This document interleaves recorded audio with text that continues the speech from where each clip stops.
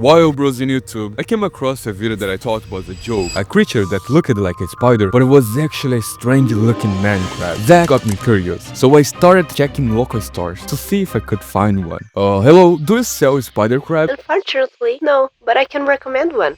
This animal is usually found in the Caribbean, Brazil, Florida, and a few other places. After several tries, I finally found a shop that had one, but it was far from my home.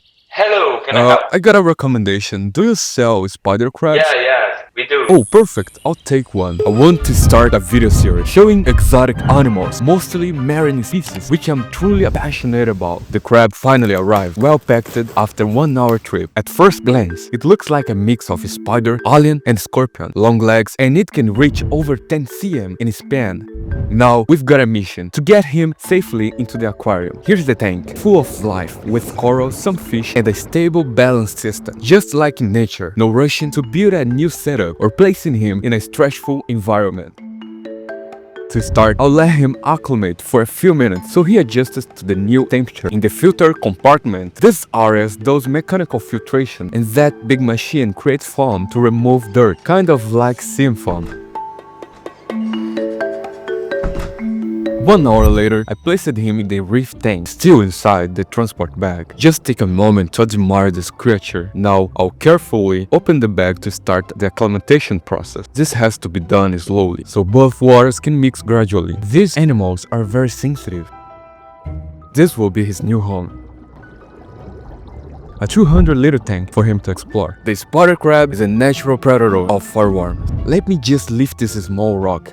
Look at that, several fireworms, even some babies. They kinda look like centipedes. I had a great idea. Let's give one to our spider crab and see what he does. Whoa, he grabbed him right away. Probably he's hungry. There was an adult fireworm. It will feed him for 1 day or 2. Now, let's release the crab into the tank. And notice, he never let go the fireworm. By the way, I didn't mention this before, but 2 special shrimp came in the same box. They're called dancing shrimp, and they help control a pest called epitasia. Epitasia can burn corals and multiply fast, so I released the shrimp as well. Back to the crab. It wasn't moving, and I got a little worried about it. And then, something funny happened. A yellow-legged hermit crab walked up to him, trying to figure out what kind of creature he was. Don't be fooled by the cute look. Yellow-legged hermits are also crab, and very territorial. Look closely at the spider crab's eye. After some research, I found out that spider crabs stay still at first to observe their surroundings. He didn't move all night. On day 2, he finally started to explore the tank, mostly looking for dark spots and watching everything. But then, he did something he shouldn't have. He touched the anemones. The clownfish weren't happy about it. Anemones are like their homes, and they get aggressive if anything touches them. Luckily, they didn't attack. At least, not yet. The crab kept exploring and exploring, touching everything his legs could reach. That's when I had an idea. What if I offer him another fireworm before I could even film it? He snatched it and started eating. Then I began researching what a perfect shelter for him would look like. I even made a sketch. I had some rocks, but none of them worked quite right. So I thought, why not build a wall using a rock right where he already is? That's what I did, and it seems like he liked it. I recorded during the night and got a not so great surprise. He was messing with the anemone again. He kept poking it with his claws. After that, he climbed on the corals, went up the rock, and once again started messing with the fish.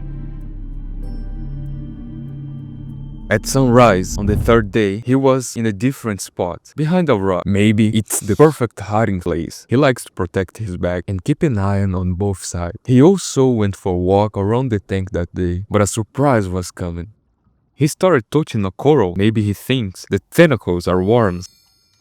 And I decided to feed the corals, and the surprise came right after that. I get worried because corals are animals too. They eat, some can move, they get sick, they have bones or skeletons, mouths, everything the animals have. They are definitely not plants. The crab decided to attack the anemone again, but this time the clownfish fought back. They actually used their fins to defend themselves, creating a strong water pulse to scare the predator, and if that doesn't work, they nip or charge with force.